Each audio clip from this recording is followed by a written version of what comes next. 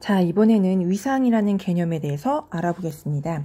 자, 여기 있는 그림을 보시면, 자, 요 그림을 보시면 파란색 파형과 빨간색 파형, V1, V2로 되어 있는 걸로 봐서 이 전기는 전압입니다. 파란색 전압과 빨간색 전압, 파형이 이렇게 두 가지가 있는데요. 파란색 전압과 빨간색 전압의 차이를 위상차라고 얘기합니다. 조금 더 엄밀히 말하자면, 자, 시작점을 잘 보세요. 파란색 파형은 여기서 시작을 하고요. 빨간색 파형은 요 지점에서 시작을 합니다. 요 지점과 요 지점. 시작하는 곳이 다르죠. 빨간색 V2는 파란색 V1에 비해 뒤진다고 얘기합니다. 위상이 뒤진다고 얘기합니다. 그리고 그 사이의 간격을 우리는 위상차라고 이야기합니다. 자, 오른쪽에 있는 그림을 보시면 V와 I가 그려져 있습니다. 전압과 전류가 그려져 있는데 파란색 전압과 빨간색 전류는 위상이 같다라고 얘기합니다. 동상이라는 거는 위상이 같다. 왜냐? 자, 하나의 사이클이 똑같은 지점에서 시작을 하고 있기 때문이죠.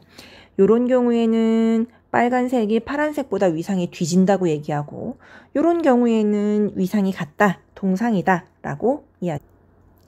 자, 다시 한번 식으로 볼게요. 사인파 교류 전압은 V1, V2 이런 식으로 식으로도 표현을 할 수 있는데요. V1은, 자, 여기에 나오는 VM1은 말이죠. 여기의 최대값을 얘기합니다. 최대값, 파란색 사인파의 최대값을 VM이라고 얘기하고요. VM 사인 오메가 T라는 식으로 나타낼 수 있습니다. V2는 앞에 있는 파란색 파형에 비해서 위상이 뒤져 있죠. 세타만큼 뒤져 있다고 한번 가정합시다. 세타만큼 뒤져 있다. 그러면 파란색의 사인파식이 이렇게 됐을 때 빨간색의 사인파식은 다 똑같은데, 자, VM 값도 똑같죠? 똑같은데 사인 괄호 열고 오메가 T 마이너스 세타다. 뒤져 있다. 세타만큼 뒤져 있다. 이렇게 표현할 수 있습니다. 자, 식은 사실 사인, 오메가, 세타 이런 생소한 개념들이 나오지만 식은 그냥 눈으로만 봐두세요. 자, 아래에 있는 그림을 볼게요. 아래에 있는 그림은 동상이었죠. 위상이 똑같다. 동상, 위상이 같다 라고 표현한다고 했었죠. 자, 봅시다. V는 VM, V의 최대값 곱하기 사인 오메가 T 볼트고요. I는 IM, I의 최대값 곱하기 사인 오메가 T 암페어다 라고 이야기를 합니다. 자, 0에서부터 시작되는 파형, 사이클이 여기서부터 정확히 여기서부터 시작되는 파형은 오메가 T 마이너스 세타라든지 플러스 세타라든지 이런 식이 붙지 않고 그냥 사인 오메가 T로 표현할 수 있습니다. 자, 이제 사인파를 표현하는 방법, 크기를 표현하는 방법에 대해서 배울 건데요. 자, 첫 번째는 시시각각 변하는 이 사인파의 크기를 딱 꼭 집어서 얼마다, 얘는 몇 볼트다라고 표현할 수 없다고 했죠. 단 식으로는 표시할 수 있습니다. 그런데 이 식은 시간이 얼마냐에 따라서 V값이 다릅니다. 그렇기 때문에 식으로 정확히 몇 볼트다 라고 어떤 구체적인 숫자로 나타낼 수 있는 게 아니고 식으로 나타낼 수 있습니다. 사인파 모양이므로 사인에 대한 식, 사인이 들어가는 식으로 나타낼 수 있습니다. V는 VM 사인 오메가 T 이런 식으로 표현할 수 있다고 했는데 이거를 우리는 순식값이라고 얘기합니다. 그때그때 T가 몇 초냐에 따라서 그때그때의 전압값을 계산할 수 있기 때문에 순식값이라고 이야기를 합니다. 최대값은 아까 얘기했죠. 요 지점이 VM 최대값입니다. 그리고 피크 값이라는 개념이 있습니다.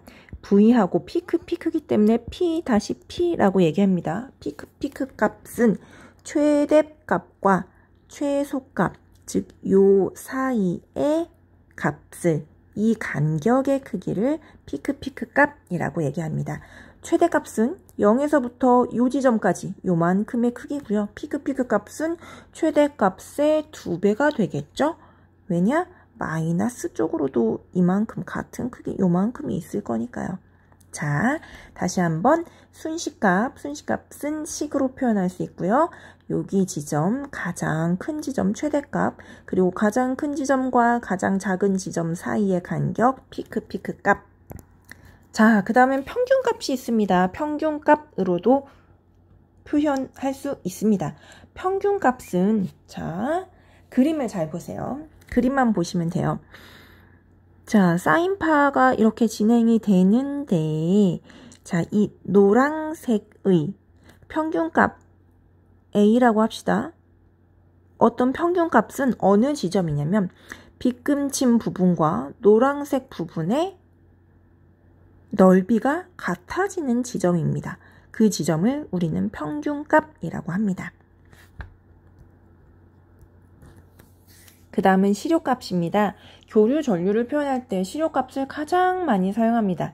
교류 전류를 표현하는 방법은 지금까지 여러 가지가 있었죠. 순식값이 있었고요. 사인으로 된 식으로, 사인이 들어간 식으로 이루어진 순식값이 있었고, 최대값, 피크값, 그 다음에 평균값, 마지막 시료값을 배울 건데요.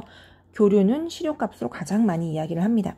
자, 우리가 가정에 들어오는 교류 전류라고 했죠. 220V 60Hz라고 얘기합니다. 이때의 이 220V는 시료값을 이야기합니다. 교류 전류는 같은 크기의 일을 하는 어떤 직류 전류로 나타낼 수 있습니다. 그 직류 전류, 그 값을 시료값이라고 합니다. 일이라는 것은 전력이죠. 전력, P.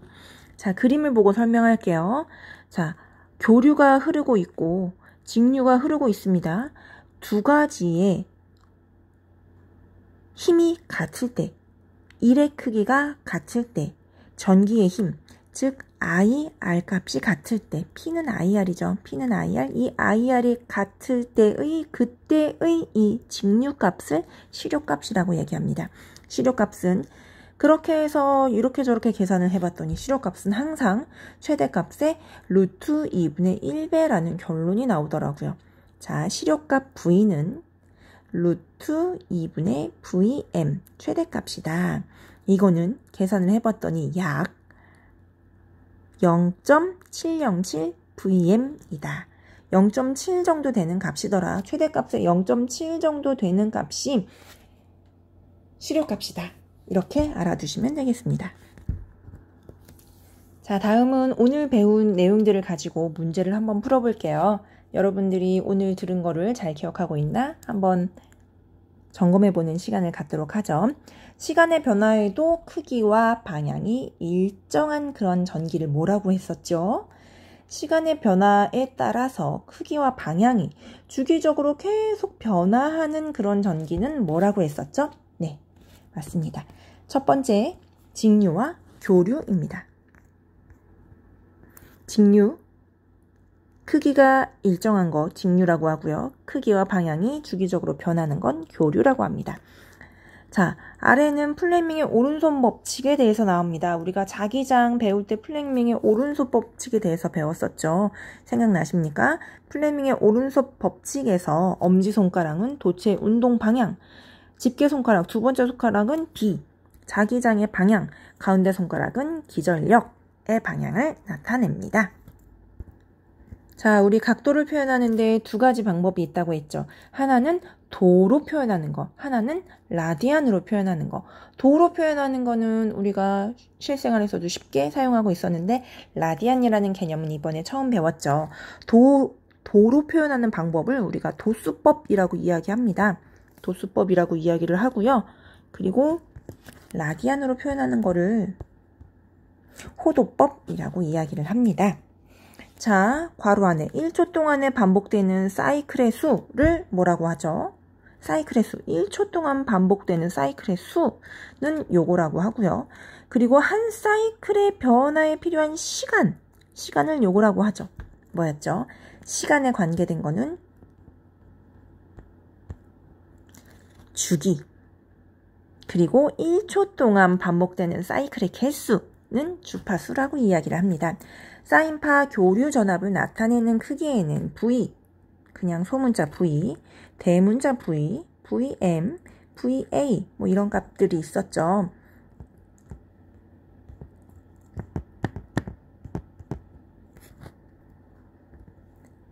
소문자 V는 순식값, 대문자 V는 실효값, 실효값을 가장 많이 사용한다고 했어요. 그리고 VM은 최대값. 자, 사인파가 이렇게 됐을 때 여기 가장 높은 곳에 있는 값, 최대값, 평균값. 자, 평균값은 어느 지점이냐면, 자, 여기 위에 거랑 아래 거에 요거가 상쇄되는, 즉 위에 거 아래에 있는 부분이 면적이 같아지는 그 지점을 평균값이라고 한다고 했어요. 자, 실효값과 최대값 사이에는 어떤 관계가 있었죠. 실효값은 자, 루트 2분의 최대값으로 표현을 했습니다. 자, 루트 2분의 1을 계산해 봤더니 약 0.707이 나왔습니다. 0.707 곱하기 최대값.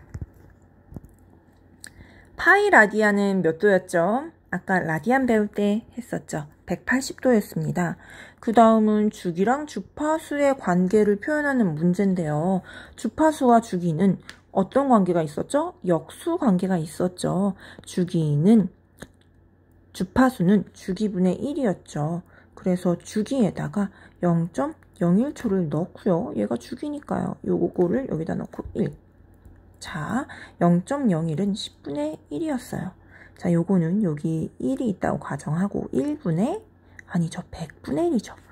자, 요거 분의, 여기 분 뭐로 들어가고요. 여기 바깥에 분자로 들어가죠. 그래서 1분의 100이어서 100Hz라는 결론이 나오게 됩니다. 100Hz. 정답은 2번입니다. 우리가 일상생활에서 사용하는 교류 전압은, 자, 교류는 이렇게 5가지로 표현할 수 있습니다. 이 중에서 우리가 평상시 사용하는 교류는 실효값을 많이 씁니다. 교류의 실효값이 300V인 정연파. 정연파는 아까 한 번도 언급한 적은 없는데, 정연파는 사인파의 다른 말입니다. 사인파의 다른 말, 사인파의 최대값 VM을 구하라 라는 문제죠. 아까 어떻게 했었냐면, 자, 실효값은 0.707 곱하기 VM이었어요. 그러면 이 VM은 어떻게 나타낼 수 있을까요? 이 0.707은 사실은 루트 2분의 1이었잖아요. VM은, 자, 이걸로 VM을 나타내면 VM은 어떻게 나타낼 수 있느냐? 루트 2 곱하기 실효값이라고 나타낼 수 있겠죠. 그러면 루트 2가 1.414니까 300에다가 1.414 값을 곱하면 몇이 나올까요? 네, 답은 5번이 되겠습니다. 자, 이렇게 해서 우리 교류 회로의 기초에 대해서 배워봤습니다. 오늘 공부한 것들이 생소한 것들이 많았어요. 혹시 이해가 되지 않는다면 다시 한번 들어보고 우리 학교에서 등교 수업을 할 때 다시 한번 설명하고 얼마나 이해했는지 한번 점검을 해보도록 합시다. 자, 다음 교시에는 선생님이랑 풀었던 이 문제들을 조금 문제를 바꿔가지고 스스로 얼마나 학습이 되었는지 점검하는 과제를 냈습니다. 반드시 과제까지 제출을 하셔야 합니다.